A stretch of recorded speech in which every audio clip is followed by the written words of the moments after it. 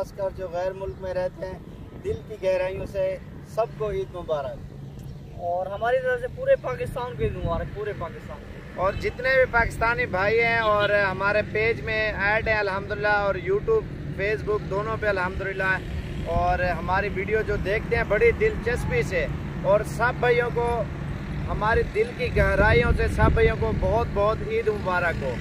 जो हमारी वीडियो देख रहे हैं ना, ज़्यादा से ज़्यादा आप शेयर भी करें और लाइक भी करें। मेरी तरफ से भी, मोहम्मद काशिफ की तरफ से आपको ईद मुबारक। नवीद भाई सबको ईद मुबारक।